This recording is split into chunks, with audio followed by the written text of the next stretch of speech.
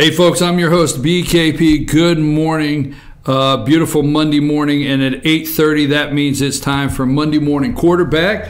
I have on the phone with me, before I bring him in, I have RJ Casey. RJ handles the Pickens Dragons. He has for years. He's been on the sidelines with the Dragons for years. And also Jason Banks, the director of Team FYN Sports.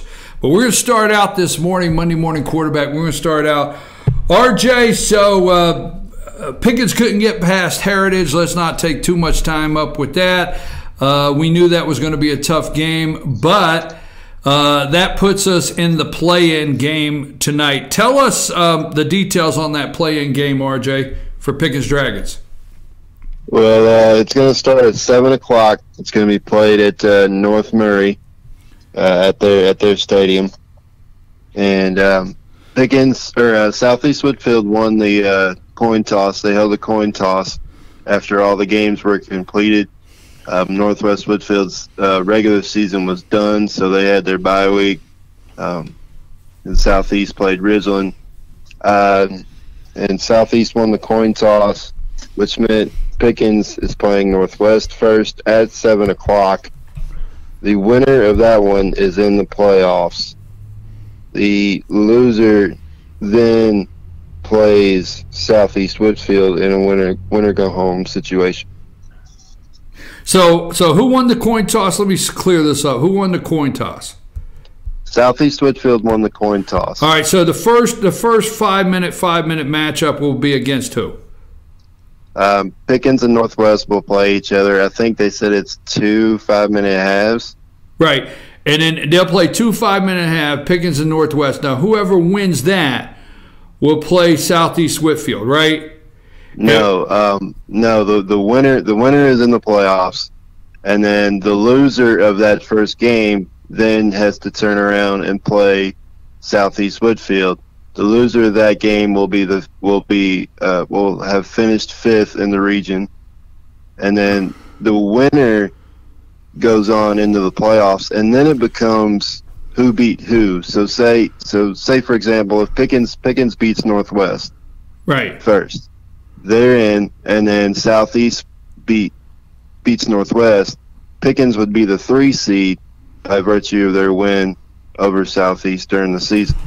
Okay, you know what? I almost understand that, but I don't, and but I do. All right, I'm with you, RJ, because that's what we have here. We have a play-in tonight we have a play-in tonight. It's at North Murray, right? Did you say North Murray? Yeah, North Murray High School. North Murray High School. There's a play-in tonight between Pickens Dragons, Northwest Whitfield, and Southeast Whitfield. Correct? Yes. And what I do know for a fact is somebody's going to end up number 3 and number 4 in the region. Mm-hmm. Okay. Now let's move to the brackets. In that means Team 3 would go. Whoever's number 3 would go to play Cedartown. Correct? Yeah. All right. Yeah, that's right. So whoever finishes tonight and becomes Team 3 goes to play Cedartown. Now, let me be the bearer of bad news. That exactly was not good news, RJ. I don't care how you look. I don't care how you slice that. Going to play Cedartown is not awesome news. But the bearer of bad news that I must be is the other team, Team 4, gets to go and say hello to Cartersville. Yeah, we get to exchange pleasantries with Cartersville, yeah. We're going to call it exchange pleasantries with Cartersville. That means exchange pleasantries with Cartersville. So 3 goes to Cedartown tonight to play them Friday night. Number 4 goes to Cartersville. And so how's the team feel and coach feel, and what do you feel about this play-in, RJ? Well, obviously they're disappointed things didn't work out their way on Friday, but again, you've got another shot, and this is your shot to get in the playoffs. It may not be the most conventional way to get into the playoffs, but it's still a way, and you've still got a chance. And a lot of teams around our area are packing things up for the season while you've still got a shot at making it. So, well, I agree with that. The only team we follow in that region, particularly, is the Pickens Dragons, and they're the only team going to postseason. And will this be the first time in school history they've gone 5 consecutive years, or is that correct? Am I somewhere around that, RJ, that if tonight they get to postseason, it's the first time in how many years that Pickens has gone back to back? I'm not sure, like on the olden days, back before my time, but I thought you were the olden days. What the hell? I'm asking you. You're supposed to know this stuff. You are green through and through. Yeah, but as far as what I've known, if they make it tonight, it would be 4 straight, and I would believe that would be the first time in school history in like 60-something years of playing football. Well, good for them. We look forward to watching them tonight. You going over with them tonight, RJ? Yeah, I'll be over there. Well, I don't even know why I asked that question. That is our 4A, and just while we have you here, 4A consists of you've got Ridgeland, and I'm trying to look at the bracket. Who are they playing Friday night? Test, RJ. Who's Ridgeland playing? They've got Chapel Hill. So Ridgeland's going down to Chapel Hill. Who's Heritage have? Because that's the number. Heritage is hosting Troop. So Troop and Chapel Hill. Ridgeland going down to Chapel Hill. Heritage hosting. Chapel Hill's coming up to Ridgeland. Oh, they're coming up to Ridgeland. So Chapel Hill's coming up to Ridgeland, and Heritage is hosting Troop. And number 3 in that region is going to Cedartown, and number 4 to Cartersville. I know it sounds a little confusing, but that's what it's like when you get into the 3 and 4 and the balance of some of these regions. Before we get into 3, let's go to 3A here. The two that we've really followed, Jason, in 3A, GAC and Dawson. Dawson's, are they hosting Hart? Yes. So Dawson will be hosting Hart Friday night. Where's Hart out of? That's your test. I didn't know. I didn't tell you we were going that direction. But where are they out of? Do you know? I have no idea. All I know is they're not very good. They're 3-8, 3-2 in their region. Hartwell, Georgia. I'd have to look at a map to find that town, man. I have no clue. It's above us. It's in the mountains somewhere. Okay. Because we've been there before. Dawson's pretty lucky. So Hart County is number 3, and it's Hart County, and they're traveling to play Dawson, and then GAC is playing Jackson, County, Region 8. Yeah, yep, and so we could expect that both of these teams are probably going to go on to the next round. Of course, GAC. They took care of business against Dawson on Friday night. The game was over at halftime, like we talked about, or we give you a little leeway there and say it was over early in the third. They got to. Well, wait a minute. Tell the people why you're giving me leeway. I told you my prediction was that GAC would win, but Dawson would play, and it wouldn't really be over until maybe the start of the third quarter, which. I'm close. I'm a little closer than you, but we'll leave it at that, okay? Fair enough. I'm not the kind of guy to call you out or anything. I don't think they ran the clock in that one. So yeah, good performance, of course, as expected by GAC. Dawson County is one of the best teams that we got to see firsthand this season, really. I mean, overall, and so hosting Hart, who's only won 1 game on the road, I'd say that's a pretty good draw. Well, we probably look to watch them in the next round. What about while we're at it, that 1A? I think it's called the Mountain Region. I forget exactly what it's called, but 1A over there in North Carolina. Murphy went over and took care of business against Cherokee. Just joking around. I think what you did with the Murphy Bulldogs, I think you just kindly took a look at that Swain County game, And yeah, really don't take me to the track or the casino, man, because I mean, it's really a good thing that I don't gamble, because when I call these games and I pick them and I'm like, oh yeah, there's absolutely no way, then you can pretty much bet it's going to go the opposite of whatever I say next. So, and that's exactly what happened. I mean, Cherokee hadn't been tested all year long, and then Murphy comes out, they're leading 7-0 at halftime, and Cherokee was probably going, what in the world's going on? Then Murphy puts up a couple of touchdowns in the third and 2 more in the fourth, and they basically blew them out. It was 35-12, but still, I mean, great job by the Bulldogs. So, and now they got a home game for the first round in the playoffs. And that's Friday night? It's Friday night. Do you know who they are playing? South Stanley. Who? Yeah, they're playing a team called South Stanley. They're 5-6, right? So, Murphy probably be another team we could look forward to seeing. Like we said early on, they could go the stretch, Murphy could go the stretch, and that means they could go all the way out to Eastern Carolina somewhere and play. That's an 8-hour drive across the state. Let's save up our fuel points, man. We may need them. That's you know what that is? That's an 8-hour ride across the state and 3 Golden Corral stops. So, right? Murphy could go that far. Hey, okay. Before we wrap up, Jason, you went to the Super Bowl Saturday, a long day there, a little bit of rain, humidity, sunshine, you name it.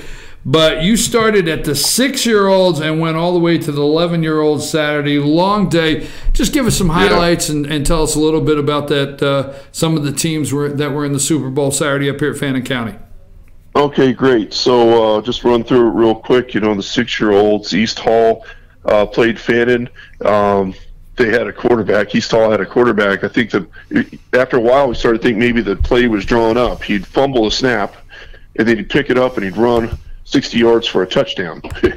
So it's kind of fun watching as the day progressed, and obviously we had all kinds of different weather. We also had all kinds of different players, and as the age groups went up, you got to see the skill level kind of increase as well. 7U, Gilmer got a win over Fannin. Pretty much, I mean, there's not a lot to say there. It was a fun game to watch. Fannin wasn't able to score in that one. But the 8U game between Chesadee and Union, Chesadee started the day out pretty well. I mean, they took a few teams to the Super Bowl. 8U,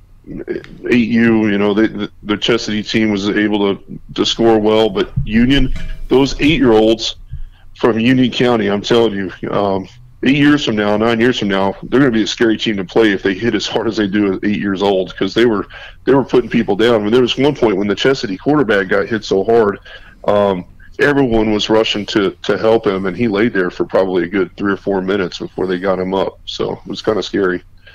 Pickens beat Chesadee in the 9U game. Pickens played really well. If you want to see some great photos from these games, be sure to go to our Team FYN Sports Facebook page. You need to like and follow our page, because I was tweeting out from our @Team FYN Sports Twitter from the sidelines all day on Saturday. So you got score updates as they were coming through, but also all the photos. After each game, I made sure to head up to the press box. We've got unlimited data, so we were able to upload the photos after each game right there on the spot. It was kind of nice. And I did have some parents that thanked me on the sidelines for doing that. The 10U, Fannin got a win, right? The 10U Fannin team, it was fun to watch them. They played Dawson. That game was the best game of the whole day. Which one's that? Fannin Dawson 10U. The talent of those players on both sides of the ball was awesome. I mean, and they did not look like 10-year-olds out there. They played really well. And Dawson included. I mean, Dawson County came to play. It's funny, as the Fannin 10U team was going to the field to get ready to warm up, I was actually on the Dawson side in the pavilion, the new pavilion over there on the visitors side of the stadium, uploading photos from the previous game. And one of the moms for Dawson County came out. She said, "Oh no, is that who we have to play? They're huge. And there was a size difference, but it wasn't that big. I mean, they were all big kids. And then, of course, 11U Pickens lost to Chestatee 7-0 in that last game of the day. I feel like the weather and the fact that the day had drawn on for so long. I mean, it got into the twilight hours there. It got dark, and that definitely probably had played a factor for those teams. But it was still a good game. Well, it was a good time. Let me ask you a question. What did now? Wait a minute. Who won the 11-year-old championship? Chestatee over Gilmer. And who won the 10-year-old? Did Fannin win that one? Yes. Because I was looking at pictures. Fannin won that one.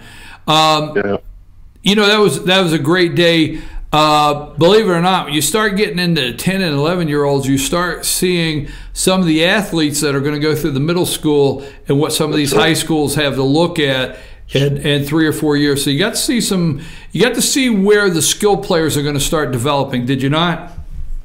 Yeah, absolutely. You know, and just to kind of add to that, you know, a little third-party credibility to that as well, is the Fannin coaches actually showed up for that 10U game. You know, the high school coach. I mean, Jim Pavo was on the sidelines. So, you know, people taking interest, I think, is the athleticism really does come out at that age.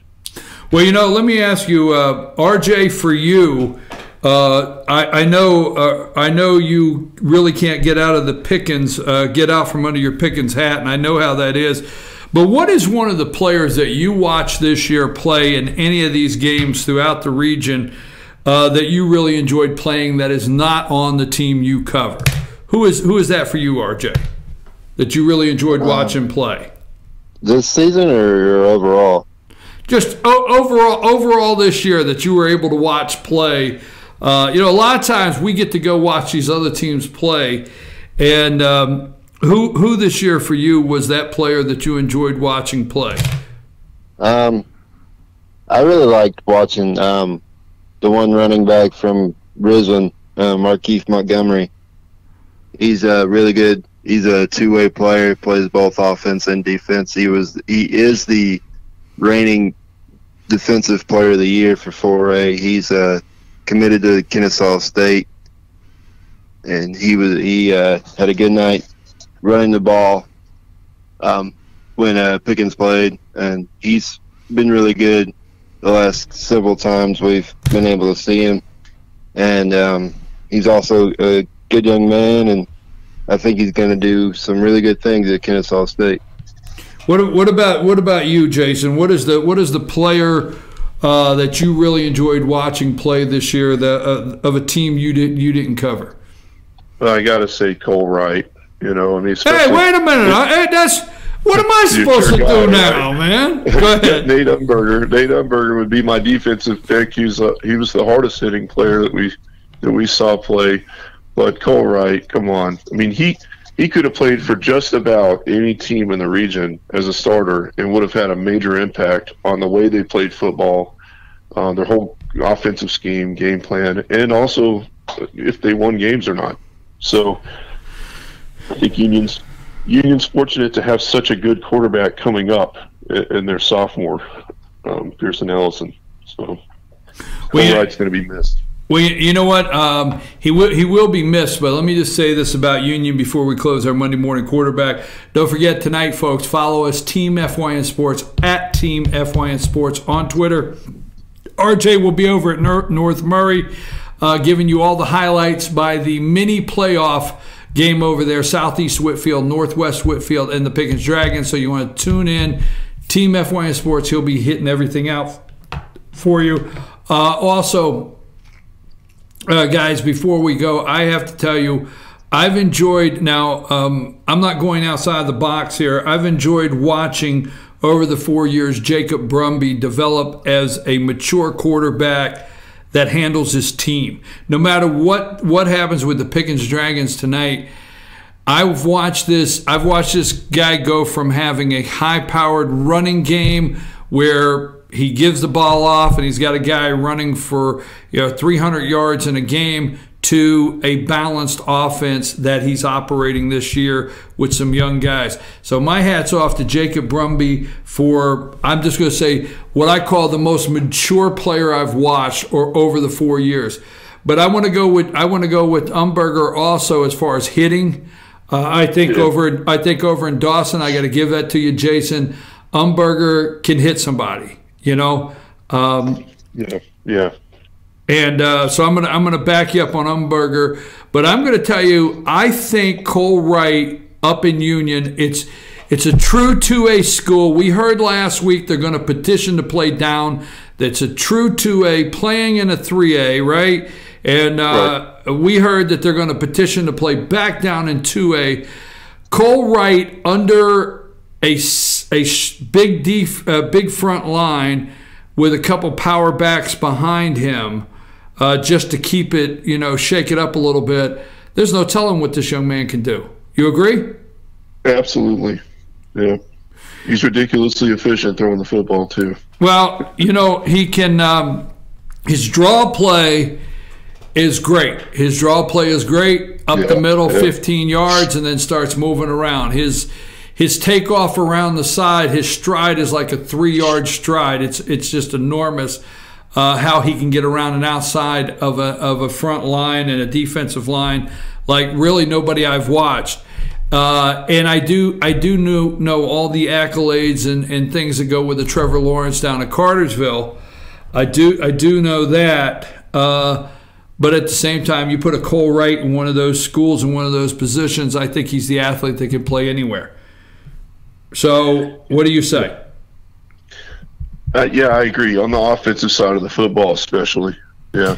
You got a last word, Jason?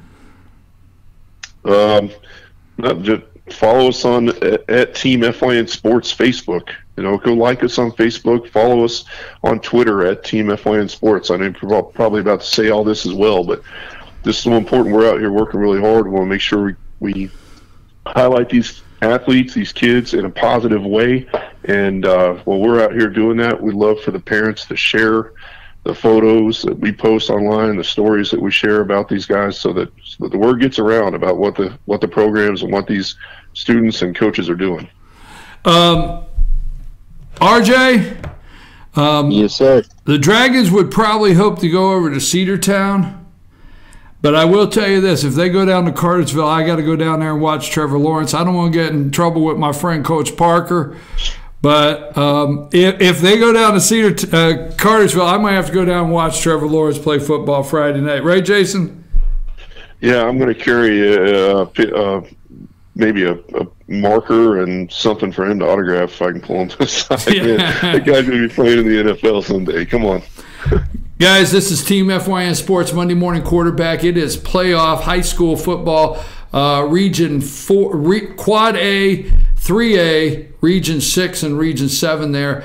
We've been talking to R.J. Casey on the sideline and the Pickens Dragons, and Jason Banks, the head of Team FYN Sports. Hey, regular season is over. It's in the books, but football, high school football, is not over. And let's just go.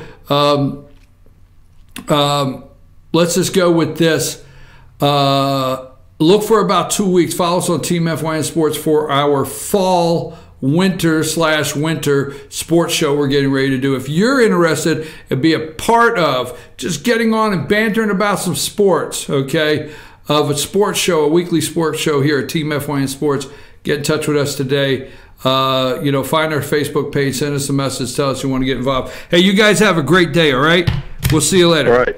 Hey, I'm your host, BKP. We're going to take a brief break. When we come back, we have elections in North Georgia tomorrow. We have elections going on in North Georgia all over the place. We'll talk about those for a minute, but we're going to get back on Deborah Wasserman Schultz, Donna Brazil, and the smoke screen that the media is trying to put over you with what took place in Texas.